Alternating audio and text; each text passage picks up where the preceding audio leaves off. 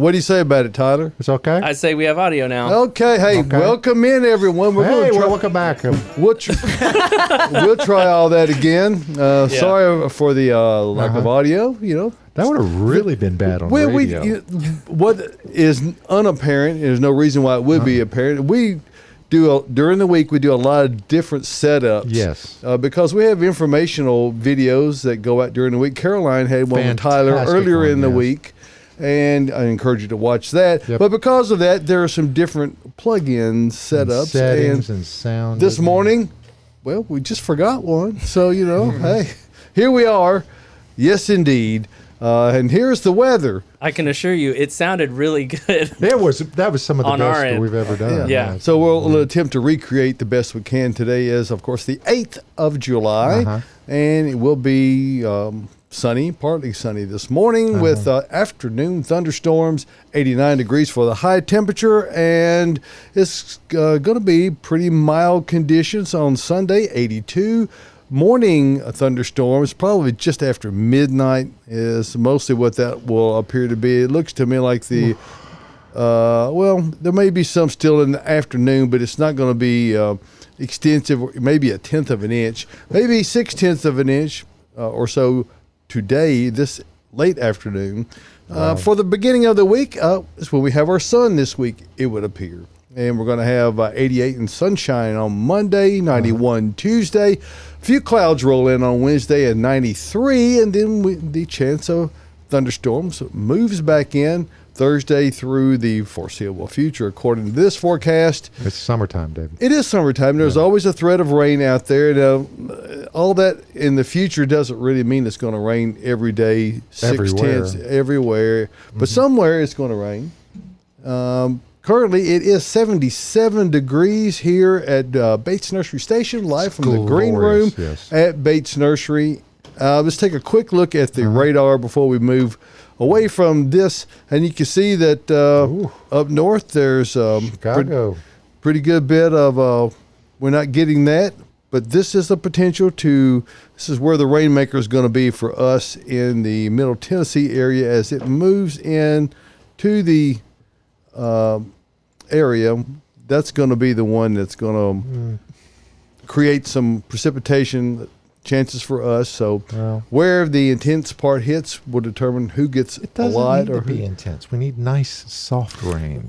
We're going to get what we get. So anyway, and what we have received, by the way, year to date is a little under 28.5 inches. We've gotten another little bit more than 3/4 of an inch here at Bates Nursery this week. It's a little over an inch for the month. And so we're already, by the time today or tomorrow's over with, we'll probably be in the 29-inch range. Only 10 inches deficient for the year for our annual rainfall, barely more than halfway through it. So again, 77 degrees here in the Music City, live from the green room at Bates Nursery and Garden Center. Very good. So here we are. We're talking about plants. We're talking about summertime heat. We're talking about we're all getting a little break from watering, which is a good thing for gardeners. I mean, we all appreciate getting that little bit of help. So speaking of a little bit of help, it's more than a little. Let's call in Caroline Gant, Austin Lowen. Good morning, guys. Good morning. Good morning. Yep. And Who's that? Oh, that? He's not even on camera right now. No. He didn't hear me mention his name. Tyler Blankenship. Good morning, Tyler. Good morning, everyone. And we're all here to assist you in your gardening efforts. Gardening should be a happy occasion. Should be. And in most situations, it is. Fortunately, we're not in a drought situation, nor are we having extreme excessive heat. We're kind of in a sweet spot with respect to it's nice. It's not that it's not hot during the day. Oh, boy. It certainly is. And there's a sufficient amount of humidity, but it's not unbearable. May I toss a subject out? Well, I think you just alluded to the fact that you would like to, so why don't we go with it then? Okay. When you grow plants in EarthMix garden products, they flourish. Right. And then when we have these heavy thunderstorms roll through our neighborhoods and areas, it's like crop failure. I mean, it's crazy how these deluges will knock things down. And even if you get, you're staked and you've got cages and around tomatoes, any tips and tricks for the folks out there? Well, one thing for sure, there's no defense against Mother Nature. No. She gives us frequent reminders as to who is in charge. And grow through cages such as you would use on peonies are one of the things that are a helpful tool, but none of the things you do can really offset heavy rains and a downdraft and maybe light hail. Blind. Those things tend to, particularly things that are heavily in bloom. The flowers are Annabelle hydrangeas, for instance. They are full. Yes, those blooms really soak up and hold a lot of water. When you put wind with that, it tends to knock them down towards the ground, if not completely on it. So part of that is just the price of gardening. I will say my guys who cut my Annabelles this year, they did not cut them as severely as I like them cut. And that has exacerbated the problem at my house.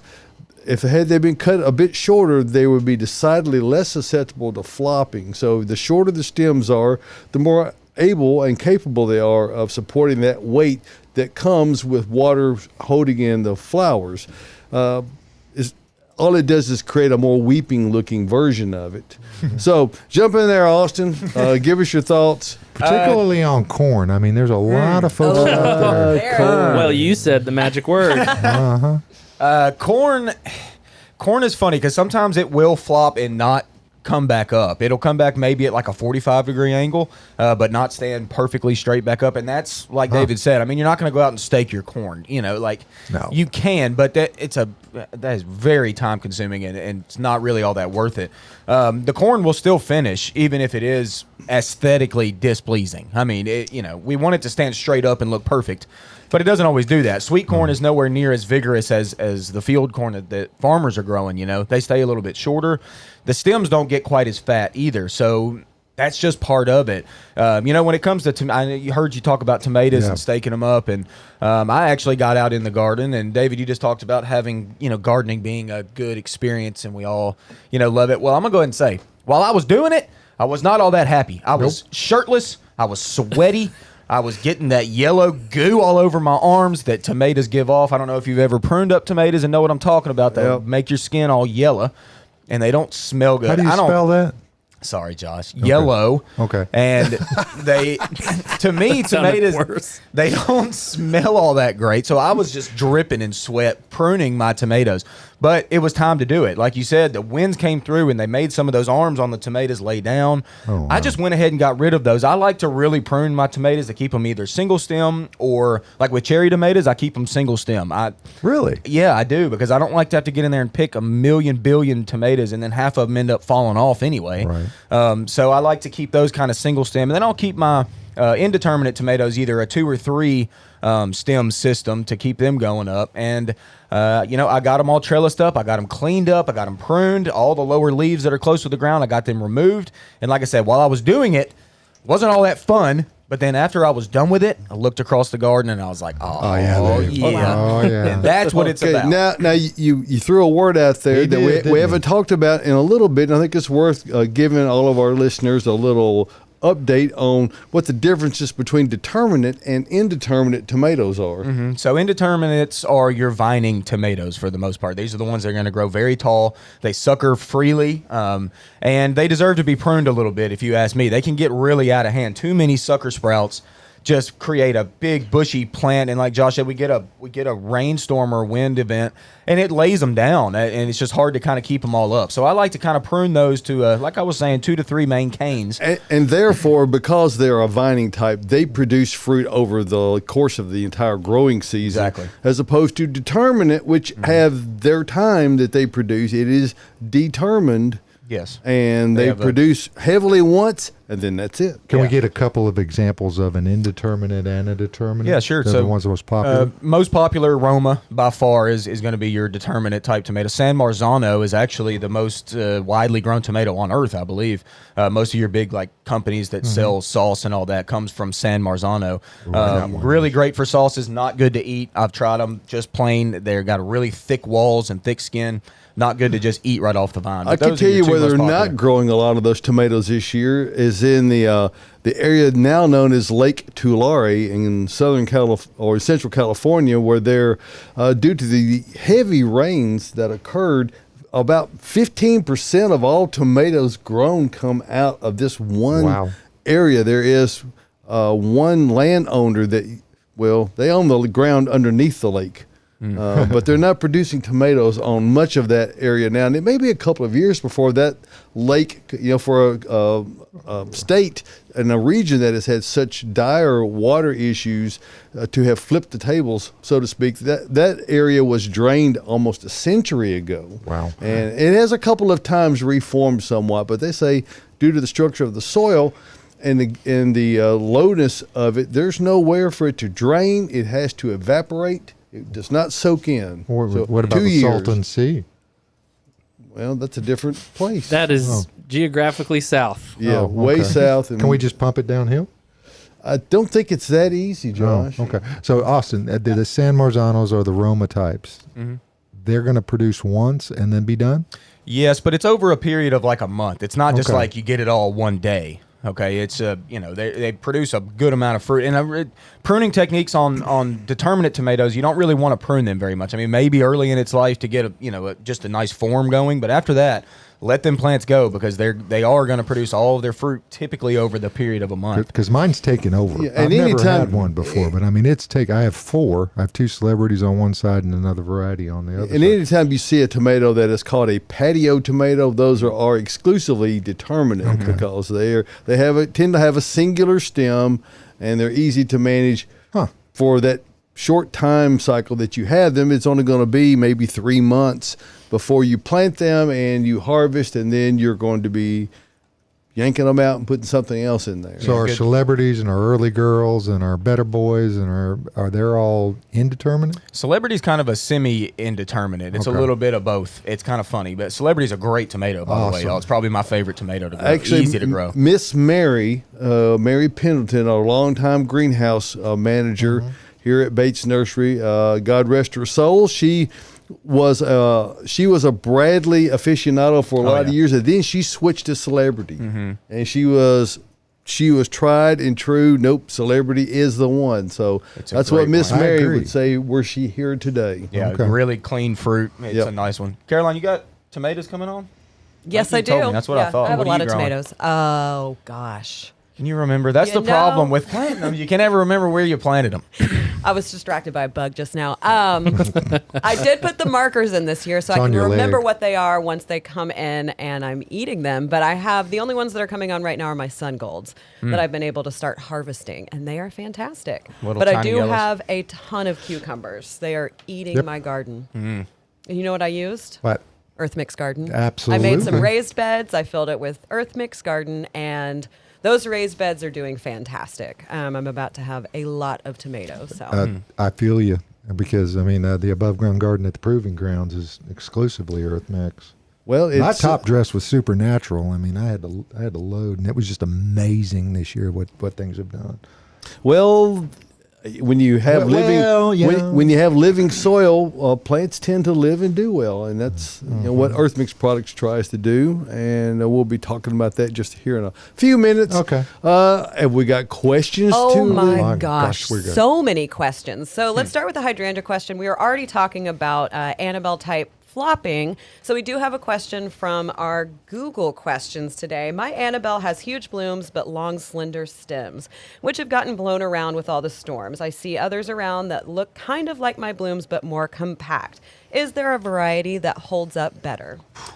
There potentially could be a variety that holds up better, but your pruning techniques, like David talked about earlier, are going to be the saving grace for you. You need to cut them back over the wintertime, and more than you think you would, like probably more than half. Almost to the ground. Yeah. I mean, we do them. I'd like them at my house I'd like them to be about 8 inches tall. You really just want you want them to be almost herbaceous type shoots from the ground, and those are going to be much stronger. You're going to have a whole lot less flopping, and this year they cut them about 18 inches. At my house, so you get what you get. It's not bad, but it's not as good as it could be. Yeah. Now, I will say my incredible hydrangeas that I love so much, they typically in years past have not flopped on me all that bad, but this year's been a little weird. We've had some really, really strong winds, like really strong winds. So mine have laid down. I would say laid down. They haven't laid down. They've like David said earlier, kind of like a weeping habit, if you will. They stood back up just a little bit, so they're still up off the ground, and they look great. But that's an improved variety over Annabelle, and it's another good plant to use. I know Monrovia came out with a variety. It's like Seaside Serenade, one of those. It's easy for you to say. Yeah. But it's supposed to stay a little smaller, a little stouter, but I have noticed that the blooms are not quite as big. So there, you can have that. If the blooms aren't as big, they may not flop near as bad. So if you have a large bed of them, maybe you should invest in a few large golf-size umbrellas that you can open up and stick down in there just ahead of the rain to keep the water out of the flowers. Of course, you're also keeping it off the soil, which is not excellent. But it's hard to have it all. Did anyone else see the post where the gentleman had taken and put patio umbrellas over his raised beds? He had a beautiful backyard and garden, stonescape, everything in his raised beds. And he had in each bed had a patio umbrella that they would run out before the rain came, crank it open, and then crank them back down. Oh, well, interesting. To each their own. Wow. Yep. It's kind of expensive too, if you think about it. Seems Because I mean, there were pricey. 15 or 20 of them. Oh, wow. So colorful though. He's proactive. Very colorful. All right. Speaking of colorful, let's talk about blackberries. Okay. Yeah, those are a colorful plant. My blackberry has an orange rest. It's pulling out really the only thing I can do. It is abundant with fruit. Okay, so plants can live with a little bit of issues, okay? Just like us, we don't go killing people off just because they've got toenail fungus. Exactly. We might get a wart or something. You might get a freckle or a pimple. It happens, and that's part of it. And blackberries are certainly, they normally actually a lot of times will get rust, and it's that orange-looking rust that gets on the leaves. Not that big of a deal. And don't go just taking the whole plant up or anything. Take individual leaves, okay? Like, a blackberry doesn't need as many leaves as it has. It's got them, and it's going to use them and photosynthesize with them. But if they've got this orange rust all over them, then there's no point in keeping that leaf. It's not going to get back better. Even with fungicide sprays, that rust is not going to go away by you spraying it. It's going to stop it from spreading to new growth, which is, that's a proactive thing you can do, is to spray fungicide to help that. But really, just pruning individual leaves off is the way to go. Blackberries are so vigorous. I mean, so vigorous that you really don't have to worry so much about a little bit of that here and there. So and it would be a little late in the season for a fungicide if she's already got fruit, too. That's the thing. It's not going to do much. I mean, and you've got abundance of fruit. That just goes to show you a plant can live with something like that and still produce fruit for you. It's just part of nature. There's good stuff. There's bad stuff. It's all around. So many things all over the place. Fungus is incredible, like incredible. It Without is. it, though, It's wild. nothing works. Like, Right. Fungus is having a moment this year. It is. It's I'm every seeing- year. Let's Speaking be of a fun honest. guy, David I'm wants to seeing talk about spots EarthMix. on maple leaves. Oh yeah, Hearing about arborvitae blight. All Yeah, kinds of lots stuff of happening. things. Well, and Mushrooms are that's showing part up of in the my price lime pot. That's part of the price we pay for having a milder summer where we're having rainfall, is that it does create opportunities for pathogens to flourish at times. But the best way you can organically combat that is to have an excellent soil that gives your plant the very best of everything to grow with. And of course, I'm talking about EarthMix garden products. It doesn't matter which one you pick. They all are organically, 100% organically produced right here in Nashville, Tennessee. And it's done so with one thing in mind, and that is to be the most viable and productive soil that's available anywhere, period. Yep. And if you don't believe it, check out the folks who have actually used it in their garden, the ever-expanding network of people who have had great success with EarthMix garden products. The great thing is they're ready to use right out of the bag. There's no mixing or anything. If you, as Caroline mentioned, in her raised garden bed, she used EarthMix Garden in there. If you are maybe doing outdoor planters, you might use Proganics O, the professional outdoor growing media. If you're using indoor plants, Proganics I is a great choice. It has, it's just the letter I, Josh. Oh. It's not EYE. Anyway, Proganics I is for indoor plants, and it has no peat. Neither do any of the other products in the EarthMix line. It has no peat in it. That way you get and attract no fungus gnats. So it's a much more sustainable product, and it's there's just less fuss and much higher productivity than with other soils on the market. So if you want to get EarthMix garden products, go to earthmix.net, click on the Find EarthMix tab, and once you're there, the map will pop up and all the pins around Middle Tennessee, Kentucky, Southern Indiana, Ohio, Northern Alabama, East and West Tennessee, all over. Either put in your address in the search box for turn-by-turn directions or simply zoom in for a location nearest you. Remember this, Josh. What's that, David? Success in gardening begins at the ground level when you use EarthMix garden product. Absolutely. So thank you for giving us a moment to talk about that and to help you make your gardening easier and more productive. For our friends in Memphis, where do they go in Memphis? They go to Millstone. That is correct? That's correct, yeah. And a great garden center in the Memphis area. Millstone is, they are a truly premier independent garden center. Need to check them out and support the great folks over there. All the network. EarthMix would also like to proudly welcome Southeast Landscape Supply in Talbot, Tennessee as their newest retail partner. So those of you near Talbot, where is Talbot? There's how you found your EarthMix. Where is Talbot? We're going to have to Google that. Oh, okay. So anyway, I'm not from here, so I can pull that card. Well, okay. I'm from here, and I don't even know where that I've is. never heard of that. It's in Tennessee? Yes. Huh. I know. Well, We're all going while to do you some figure soul that out, searching and some Tyler, digging let's today. get We'll to some find out questions. momentarily because someone will be messaging us. That's right. So let us segue back to the questions and see if we can find out what the answers are to those curious things on people's minds. All right. So someone is asking, is Primrose considered invasive in our area? Is it, Caroline? Yes. I'm going to go ahead and say yes. So there's a ground cover type that has pink blooms. It's really cute. It's really pretty. I do love it, but it will take over. And there is also a tall yellow flowering one that has great medicinal properties, but that is highly invasive as well. That one will throw seed heads all over your garden beds, which happen with me. So both of those types, I would say all types of primrose are pretty much invasive. They are going to take over. But if you have a large space for it, I mean, It's so it is pretty. a nice filler. Japanese beetle, do love it though. Mine stopped blooming for the last 2 years because those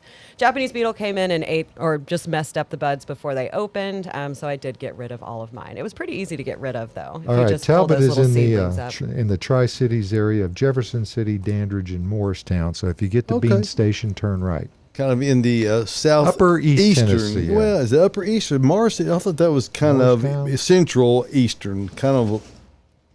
I kind of say it's Okay, probably no, closer you're- to Virginia than Yeah, it is. you are correct. So anyway, welcome. Yep. East Tennessee. All right, I've there been we to go. Bean Station. You ever been to Bean Station, Tennessee? Not that I recollect. Cool town. Cool town.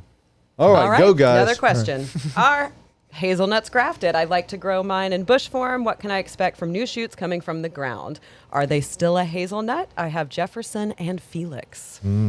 If they're coming from below the graft, it's probably going to be something different. If there is a graft, so probably want to remove those. I would say if you unless you just want to keep them and make it if you did want to make it a shrubby habit, plant, then I guess you could keep them, but it's not going to be like true to type that's on top. So. And likely it's going to overgrow whatever's above the graft. It'll be a much more vigorous, even if it is a hazelnut species that is not a specific cultivar, it's going to have very different growth habits. And with almost anything, if you allow that basal growth that comes from below a graft to emerge and push up, it's going to overtake. So prune those things out. Get your pruners good and sharp and cut them off. Mm-hmm. You can Do tip nut prune trees it. flourish here other than black walnuts?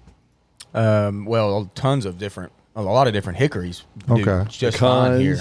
Yeah, pecans can do okay here. We're about I have 3 hickory trees on my property, and they like rotate to produce nuts every 3 years. Do you have One both? of them is Amazing. loaded. Do you have both shagbark and slickbark? I've only hickories? got shagbark. I've Okay. got 3 shagbark, but one produces each year, and there are so many nuts on those trees, y'all. It's wild. They fall on my cars. They broke one of my windshields, so don't park under them anymore. Yeah, my little brother has a bunch of shagbark hickory at his house. They're beautiful in They're the fall, by the way. gorgeous. Yeah, I love those trees. Yeah, their yellow fall color is really stunning. Slow to grow, but great tree. I know I went on a rant one time. Me and Caroline and Tyler had a little thing we did once, and I went on a rant about how the shagbark hickory should be our state tree. And I Yes, still you think did. that's a thing. You know I what? don't know why It it's is. not. It is an interesting and beautiful tree, especially in the winter season, because there's no other tree in our native woods that really has that element of attraction, that wonderful exfoliating bark. I mean, it's particularly when you see a really old one, it literally peels off and curls up. It's pretty awesome cool. looking. I'll take a picture of mine. I also have mistletoe in the top of all of mine, so cool. there's a little bit of interest there as well. All right, let's talk about some bulbs. Someone is wondering, is it too early to plant daffodil bulbs? If time so, is it? when is the best wait time? until after the show. Going to be 3:30 Yeah. is the best time to plant those. No, Beat but- Josh to it. To be honest, though, it is too early to plant those, mainly because you're probably not going to find them. No. We don't receive our bulbs until a little bit later in the, late summer into fall is typically when you're going to get those in the ground. So, yeah, we don't even have them. You're going to have a hard time finding them. So, wait a little while on those. And even if you had dug them out of your yard and were storing them maybe in the basement I would just continue to store them for a while. I wouldn't be in a big rush. It's too hot to get out there. Later September is a pretty good time to do it. Very cool. All right. I live beside a moderately busy country road from which vehicles can see my family's backyard. Uh-oh. If I wanted to create a hedge using Tennessee native shrubs and small trees, what do you suggest? Juniper, Eastern red cedar. Eastern red cedar. That's where I'm going. It's one of our only evergreens that stay tight enough to really produce a screen. We have eastern white pine here. That's another native evergreen plant, but it grows very tall very quickly. It doesn't produce a lot of privacy. But junipers do, and there's a lot of different junipers out there, even named cultivars now that are cultivars from eastern red cedar that certainly work very well here. Drought Taylor. tolerant, easy. Yeah, yeah, and the one thing that might be confusable to folks, we refer to them as an eastern red cedar or just a cedar tree. They are in fact a Juniperus virginiana, which they have just been incorrectly, because a lot of people say, yeah, it's a cedar tree. Well, it's not. And cedar posts are not made from cedar; they're made from juniper. That's right. All right. Hinoki cypress has several dead branches, I assume from the flash freeze. Is it okay to remove those now? Yes. And there's your answer right there. Let's get those out of there. It's time. And Hinoki, they really took it on the chin this year. But if you've got a largely living specimen, you're very fortunate because they did take it severely on the chin. A great many of them completely froze out. Yeah, they did. So Rough year for them. them and Cryptomeria both. Really, really bad. Okay. Sorry, y'all. Okay. Here we go. Can I still plant annual flowers now? If you can find them. If you can find them, you can plant zinnia seeds right now. I usually sow a second crop about this time because my first starts to get a little bit leggy in a few weeks. So I sometimes will remove those and the new ones will come up and look super cute. And maybe in about 10 minutes, we'll talk about that on our little Bates nursery spot coming up here in a bit. So Very Ooh. cool. That's right, because you can still find them here. A little bit. For a Yep. minute. Not too we many, ain't got many though. left. All right, speaking of late, though, is it too late in the summer season to lay down mulch? I don't think so. No, I I put did mulch last down. week, so yeah. No, it's it's hot. It ain't going to be fun. But you can certainly lay No. mulch. Them landscapers are still out here buying mulch. We absolutely. are selling a I loaded lot up right 8 now. scoops of mulch for a guy yesterday. He was going out to spread it. Wow. Did you have the best time doing that? Yeah, it was great. It was great. You were having a party in that machine, weren't you? Yeah. Right, recommendations for a low-growing perennials for the front of my wild garden bed. You know what my favorite this year is that I planted? Let's hear it. Balloon flower. Yep. It's fantastic. It's super cute, really low maintenance, and mine is growing really fast, and I'm getting a lot of blooms on it. If you don't know what that plant is, it literally, the bud looks like a balloon, and then it opens kind of like Just be creatures grateful. in an alien movie. Just but be grateful they're not helium balloon flowers. That's because right. they would all float away. They might float away, but they're a great low ground cover. They don't get tall. They just kind of creep out through Impossible your to garden kill. bed. I mean- Impossible to kill. Have Yeah. you ever popped one? I actually have. I did pop one on the show once when we had them up here. It's fun to Nobody pop saw one. it. I got a question about them though. Do you deadhead those? I mean, I pulled the dead blossoms off of mine, but I mean, should I take that little nub behind it too? Yes. Okay. Take the stem. Yeah, don't just take that little flower. That's a very common mistake because you leave that stem up and then that's unattractive. Nothing says rookie. That's right. Like leaving that stem up there. Yeah, That's Take right. that thing down to the base. Make it look good, Josh. Another one is St. John's wort, which I have sitting in front of me right now. I always have a hard time for some reason saying that plant name, but it will kind of take over. It spreads fairly slow. I planted one in probably 2018. 2 little bitty plants, and now it's probably in a like 3x5 space that it's filled. And it's got little yellow flowers. And Austin, if you want to pull this one up, I mean, it's not necessarily ground cover. This one's a little bit taller. It but got it- moved out of the way because It it was did. blocking It was- Austin's face. Austin's beautiful face was being blocked, so we had to get it out of here. So Shrubby. here's a shrub form of it, but you can see the little yellow flowers that it's going to produce in the summer, and then it makes these cute little berries. So that's one of my favorite. It's really a great shrub also. Very, It very is. tough. Big flower producer, particularly right here in the middle of the summer. You know what my go-to is on this question is alliums. Millennium allium. Oh, wait, hold on. God, they're so good. They have been blooming for like 2 months for me. Could you spell that for us? Allium, A-L-L-I-U-M. No, Millennium Allium. I'm kidding. Don't worry about it. But yeah, This that's is the millennium I know. right here. Yeah, wow. that's It was millennium also blocking your and it's face. blooming, and it does not get much taller than this at all. I mean, the bloom spikes when they're actually in the ground. Mine have been in the ground for like 3 or 4 years now, so their leaves, the top of them are about there, but the blooms sit atop of that and just keep blooming. I'm telling y'all, it's literally been blooming for like 2 months. And And on they're the- variety. I'm sorry, David. On the Allium giganteum, conversely, the flower stalk goes well above the foliage, and it's, Well and above. it's huge. Looks I mean, like a it's like a. I've even seen them as big as a soccer ball. I mean, they Wow. really get Huge. Particularly in English gardens, in particular, they have a more moderate climate than we do here, and in England they are spectacular. They're very nice here, but they're spectacular there. Good Okay. little plant. All One of my right. faves. We've got some visual stuff too. I mean, Tyler had a very interesting question that we were talking about beforehand. Well, Josh, what is this? That is Oh. balloon flower. It's is nice beautiful. and cute. Adorable. Where'd you get that picture from? My yard. Oh, wow. But that one grows in a pot, and it's been perennial for 10 years. Dang. Yeah, I've repotted it a couple of times, but I mean every year it's just regular as That clockwork. is an awesome specimen, Josh. Well, thank you. You know, mine have been so reliable, it's boring. Yeah. I'm just like, oh, you again. Nice to see you. I but was it talking is. to the project director, and I said, we ought to give this one a place in the ground. I mean, she said, well, no, we'll mess it up if we take it out of the pot. And I don't know. It's not the same. I mean, it's obviously you've been transplanting into larger containers. Pots, yeah, Okay. yeah, larger pots. But I think she may earn her way into the bed this year. That's a good color. I love that plant. Now it'll be a Striking. little lighter blue in some years. I mean, this year was particularly showy, but she got repotted last year too, so we got some good EarthMix in her. Well, while we're on the the pictogram here, Horton Monroe sent in this. What is this vine? And it seems really invasive. It is. I call Yeah. that devil's ivy. Oh, I don't know the botanical on that, but People I also call it the devil's pothos ivy. that. And does it not also have some pretty nasty thorns on I thought it Yes, did. it That's does. Yeah. I had it growing somewhere. I sent a picture to our plant group thread not too long ago. Don't remember what y'all said. it And was, if I It's coming up at my house. if my pain sensor recollection is working correctly, if you try to pull that out without Ow. heavy leather gloves on, you're going to get some gashes in your hands. So, so I would have pulled the fence boards off too. So I mean, it really attaches to some of that cedar stuff. It does, yeah. yeah. so you may have to get in there with hand pruners to prune it away carefully first, and then get in there with something deeper to actually dig it out. And then you may have to still watch for it to reemerge, and It will.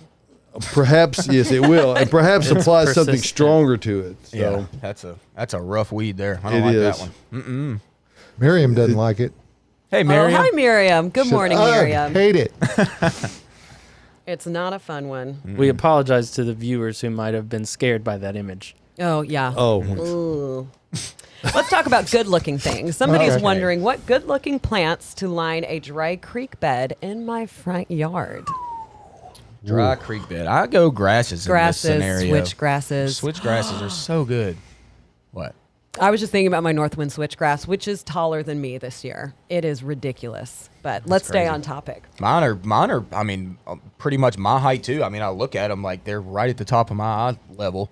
But grasses do so good in a creek bank scenario. They just do, and they're so attractive. If you ask me, And fall they're color so easy, low Just- maintenance. yeah. You don't have to do anything but cut them back once a year. once a year, literally one chop, you're done. and if you want to know the all full lowdown on every grass we have at Bates Nursery, talk to Bridget. And in our perennial section, she is our Nebraska girl, and she knows her grasses. She does. Yes, she does. She's great. She is great. Yeah, come on down, talk to Bridget. She knows all about grasses and perennials. I mean, she knows so much.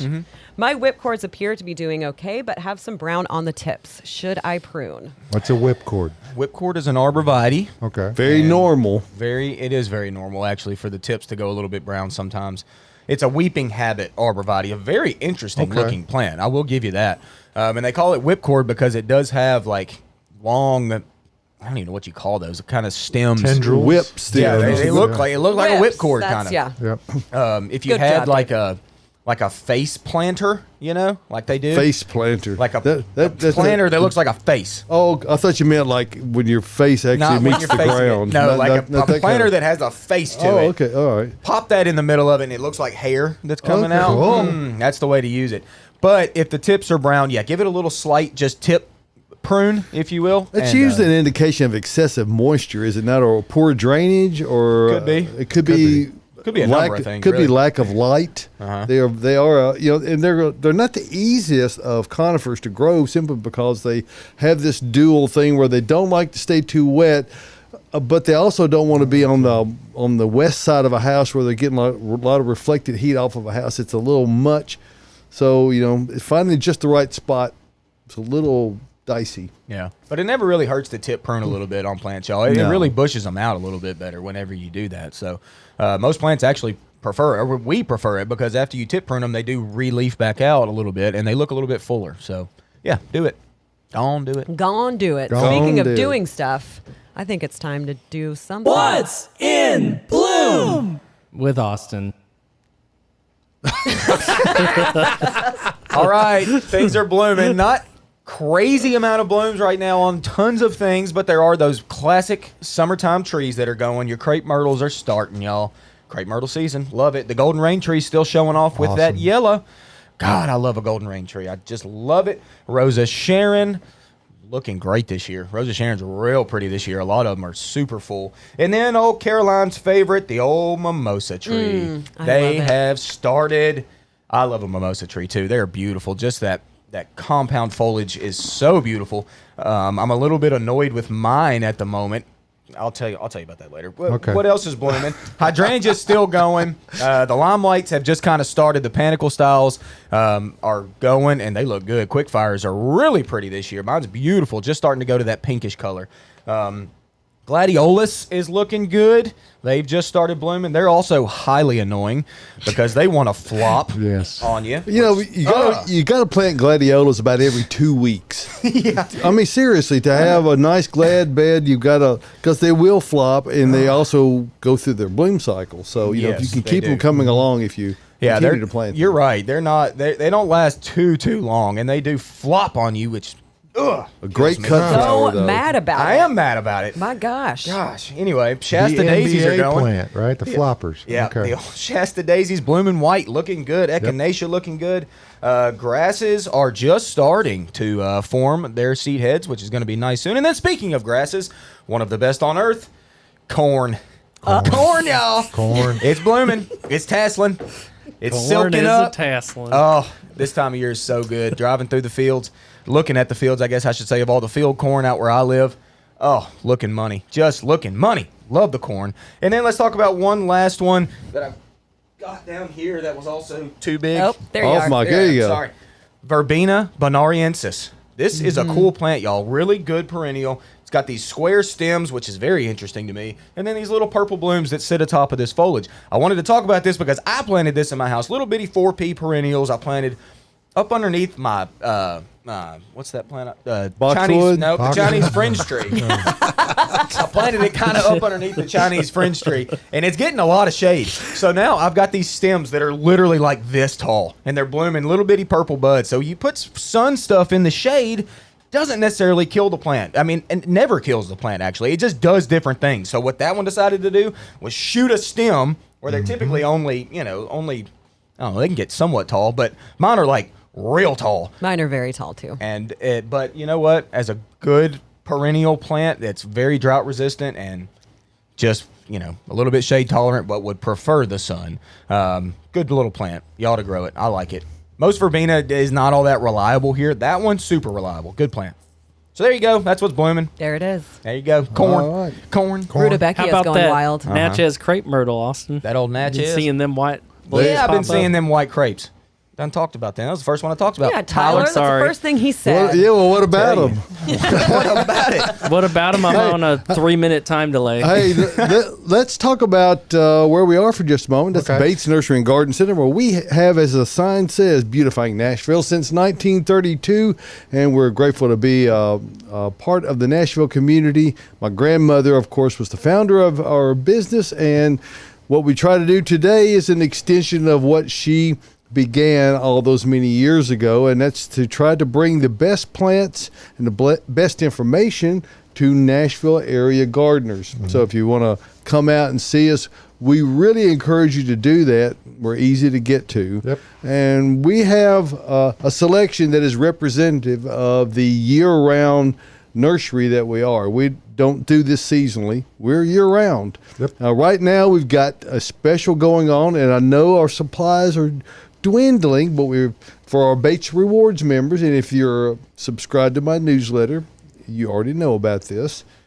50% off all of our annuals. Everything that's on our 100 row and 200 row of benches in the annual greenhouse is all 50% off. And in addition to that, EarthMix Viagra, even though I misspelled it on the title line, I'm glad you caught that, Tyler, when you reposted it. It's been a great week. Nobody caught it of all my proofreaders. And did. Well, Renee did also as soon as it came out.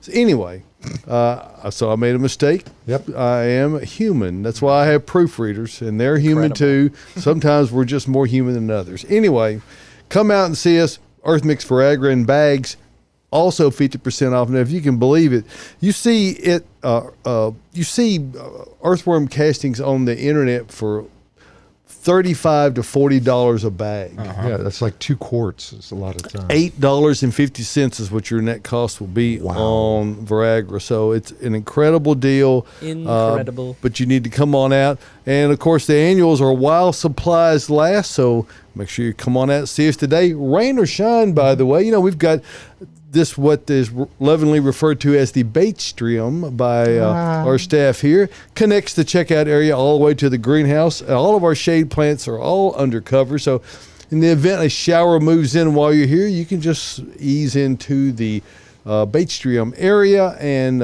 stay out of the rain and still have a great food shopping court at the mall. experience. It's amazing. Minus the food. Yeah. We do have fruit bottled tree. water in the greenhouse, Yeah. however, so we don't want you going dehydrated. Make sure you pick There's an that apple up. tree with apples out there. Don't tell me there's no food here. By the way, that water is free. It's not Oh, for okay. sale. So Okay. while you're shopping, we don't want you, nothing worse than a The dehydrated gardener. No, God, no.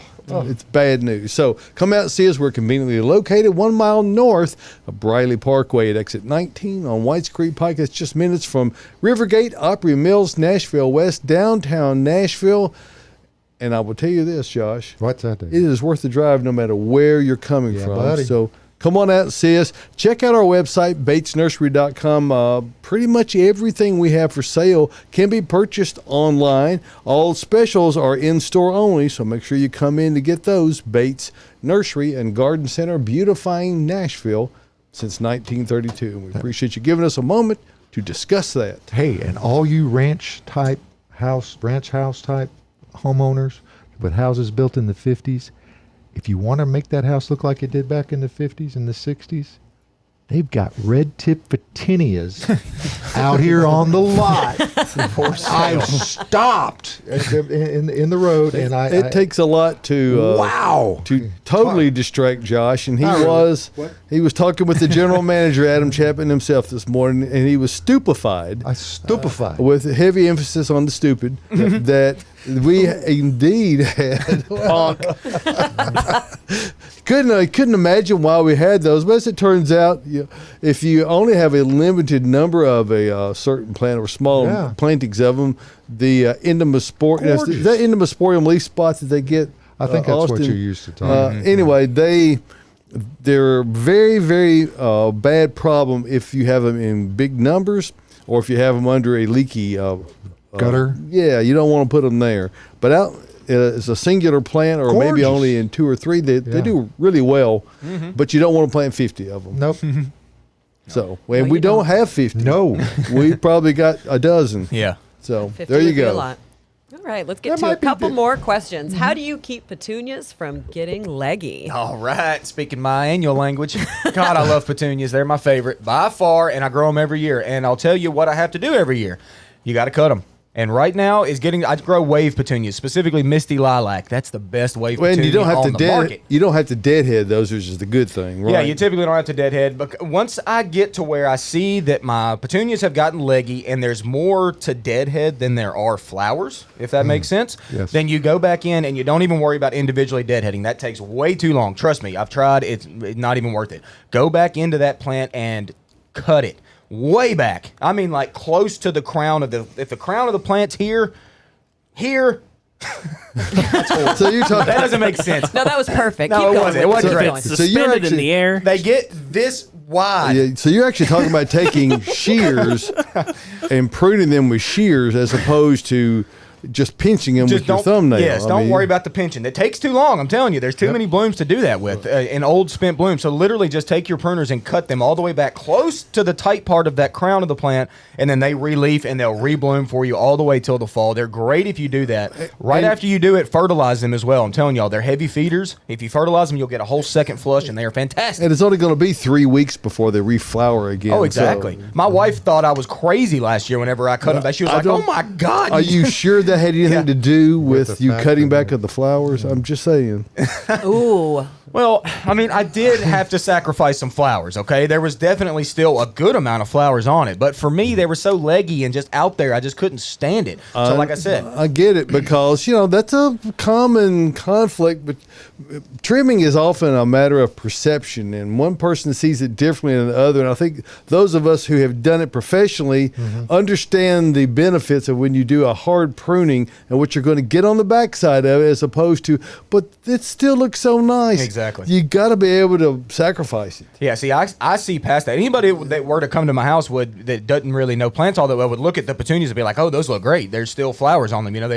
They're big and they look good. To me, all I see is just this leggy old thing that's got a few blooms at the end. Like, that kills me. You see what they could be, not what they are. Exactly. So He's I got take them OPD. way back. And then, like David said, 2 to 3 weeks later, you've already got blooms again, and it's already running on you again. So, man, I just went way off on You that did. petunia Hey, talk. I want to talk about something with your petunias. So when you cut them back, what are you going to see that they're kind of surrounding right now? Are there some tiny boxwoods? Really? We're bringing that back up? I'm just wondering. It's been like 3 weeks we haven't had to talk about it. And now, the listeners, I Did they know come the back here, viewers Dawson? want You know- to hear about them. you know what? You can't even see my dead boxwoods right now because the Oh. petunias There are it is. so beautiful. You know what you just said? Dead. Dead. He admitted They're it. probably dead. That's the first step in dang. admitting it. I know. Sorry, I had to bring it up, Oh, but you're not we're all sorry at we've all. we've all been wondering. Yeah. The petunias are covering them, though. You can't see them, so That's all right. that's, So that's something. Uh-huh. And you're going to have Halloween decorations in, a couple months coming up. We've got that spooky holiday. All right, let's talk about crepe myrtle. Okay. Mature crepe myrtle's leaf growth came in patchy this year, not as full as usual. Yeah. I'm sorry. That was Mother Nature this year. There's a lot of crepe myrtle did that. Some crepe myrtle totally died on the top, and they're just coming back from the root, from the ground. But I have noticed that as well, the sparse kind of growth. Okay, I'm sorry. You're going to have to kind of deal with that this year. There's not much we can do at this point in the game. Now, over the wintertime, I do want you to go in there and prune them back a little bit. Get them nice and tight back down to where most of the foliage is, if that makes sense. And then they'll leaf back out next spring and should be fine, hopefully. But don't do crepe murder. Don't go whack them all flat on top. And it doesn't really murder them. It's an expression we use that's just a poor pruning technique. One of the questions that I've been getting a lot through the newsletter are people wondering about, what do I do about all this sucker growth that comes out on crepe myrtles? And and that's SUCCOR, by the way. We're not, it's not some slang reference. It actually means that it's growth that's coming out from a spot that is usually from the base. It's not desirable. So if you will check on them every 2 or 3 days, and you can just roll them off with your finger. They're very easy. If you let it go a week or more, they get very tough and woody. You may have to have a pair of pruners to prune those off, but remove them is what you must do. Otherwise, you wind up reverting back to a multi-stemmed plant, which may not be desirable if you already have a tree form. Yes. So, they look really pretty down Thompson Lane in Murfreesboro this year because they're all coming back from the base, and they'd all. Well, I've got one large Natchez crepe myrtle on the corner of my house that we did not prune, and it's already full bloom. The other two that are along the walkway that we had to prune back because they are under very high power lines, but even that has limits. We pruned them back so that the utility company wouldn't be forced to, and that way crepe murder was avoided. But so they're coming back out, but they will flower several weeks later simply because they got a later start. Yep. I got to prune my crepe myrtle. Huh? Nothing. Nothing. Boy, the studio looks great this week. Oh. It does. Yeah, so let's talk about what's in room with Caroline. Boom. Hey. All right, so in front of me in Austin, I left in the stuff that I brought in for my webinar. So we did flower beds this past Thursday. I don't know if it's up to stream on YouTube Not yet. It's not up there yet, but when it comes up, it's definitely going to. I don't know why Soon. I said if. You should check it out. It's probably one of my favorite webinars that I have done thus far. So we've got a wide variety of plants here. Check out my webinar for me to talk a little more in depth about these. But in front of Austin over here, we've got red hot poker. Mine is actually blooming right now. So Austin, show that off. And not all Nephofia is red hot. No, it's not. We've got this one that's yellow and orange. And in front of that, we've got Heliopsis, which is kind of a perennial sunflower. This one is a little more compact. I've got one at my house that I absolutely love. We've already talked about the St. John's wort that's in front, but right here in the middle, we've got Jacob's Ladder. It's a great shade perennial, and it does have little yellow flowers that are kind of under the foliage, but it's still really pretty, and it's a great addition to your shade bed. We've got yarrow, catmint, double scoop bubblegum echinacea, which is right so here. Good. Smells it's so amazing. good. My I planted word, 2 this week. That is outstanding. It really is. And we just got a shipment in yesterday of this, so we are back in stock with this. I mean, when it came off the truck the first time, I grabbed 2 and bought them immediately because I knew I had to have them. We got a still be right back here, this nice, pretty light pink, great shade, and it can also take a lot of moisture. So if you've got a wet area and you want something that's going to flower, this is going to be a great option. And Coreopsis behind. So that's a nice little tour of what we have on this side of the room. Now, Tyler, let's go to the other side. In front of all of you gentlemen, we've got Fire Witch Dianthus. I planted some of that in a 4P last fall that we had back in our perennials, and it is gorgeous. It did already bloom. It's more of a spring bloomer. So mine's not blooming right now, but That's it does the one in have, front? it's the one in the very pink. front. Yeah. It's the hot pink little flowers. But you can't really see it right now, but it does have a lot of blue tones in the leaves. Again, you can't see it, but it has blooms kind of on those plants. And one of the pro tips that is worth mentioning for anyone who's looking to stretch their budget, is planting those 4-inch perennials in the fall is a great thing to do because they become this size by the next spring. So yeah, mine is oh, there we go. Yay, thanks, Tyler. Ooh, that was exciting. Sorry. I would I am say touchy. mine is a little bit bigger than this. So again, I did 1 4P because I wanted to test it. Some people here at the nursery were like, I don't like that plant. Caroline, you're not going to like it. I'm not going to say who, but I said, you know what, I'm going to try one and then I'll plant more if I end up liking it. And it looks fantastic. Again, even with the flowers right now, I still love it.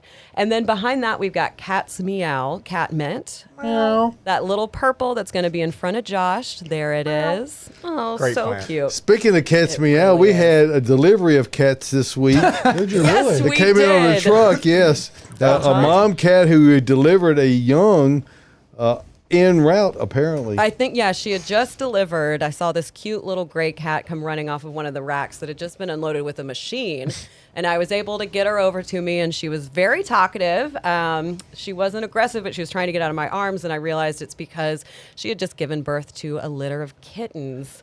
So now I have more cats, which I'm excited about. I'd always wanted a gray cat, and now How many kittens were there? just one. Just one. Okay, so yeah.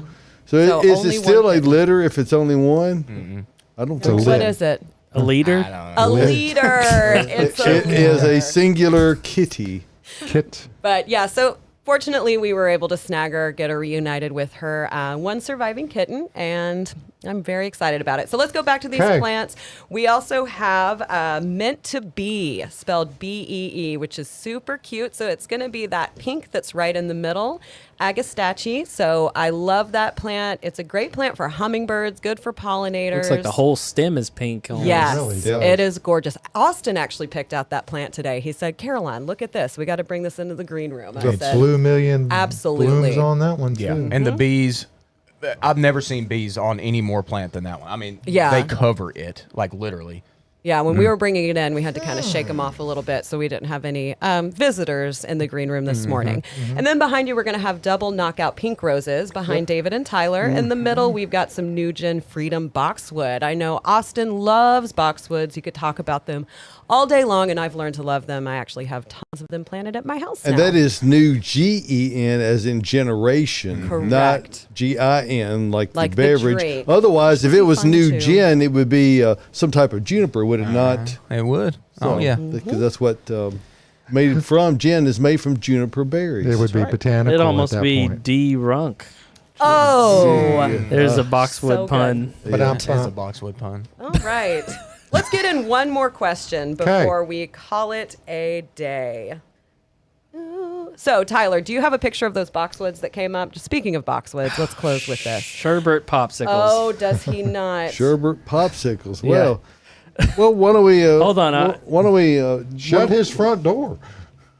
We can get to this question next week, though. Okay. because Well, we are. do you have another one? There Do have you been a couple of questions coming in about boxwoods kind of yellowing and browning at the tips, only on some stems. Which mine is doing. So I have 5 boxwoods planted in an area that I got from the landscapers for my birthday one year, and I named them after them. So right now, this is what Austin's doing. So he's got some gold-looking random spots, some yellow areas in the boxwood. It doesn't look dead, and it doesn't necessarily look bad. It just looks like it's growing at a different rate than the other part of the plant, if that makes sense. Yeah, light shearing and hollytone, espoma hollytone is a really good general approach to that. Do you concur, Austin? Yeah, I do. And honestly, I've lived with boxwoods for a number of years now. And Died with them? Yeah. in case we don't know. Thanks, David. Yes! Oh! Got him. All right, let's end on that. Okay. No, but anyway, yeah, I'll just fit. Yeah, that's it. My boxwoods are dead.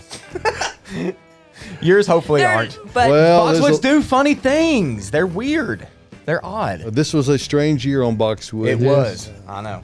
Ask It's the been a people. strange year for a lot of things. Yes, it has been. Well, anyway, it has been another wonderfully strange program. Yes, We're it really glad you all tuned in today, and it was a lot of fun. So make sure you Tell your friends about us. You know, Yeah. you can like, subscribe, Share, you can hit subscribe. the little button, all that stuff. Ring that people- bells. Do all Oh, hey, sorts real of quick. Should you cut begonias back? We got a question on YouTube. Yeah, if they're going. leggy, cut that leg out, y'all. That's it. Cut Do that it. Cut a leg. out. All right. And go back and find them somewhere All right. in the archives because the shows are all over everywhere. See you next folks, time. Yeah, we appreciate you. See you next Saturday.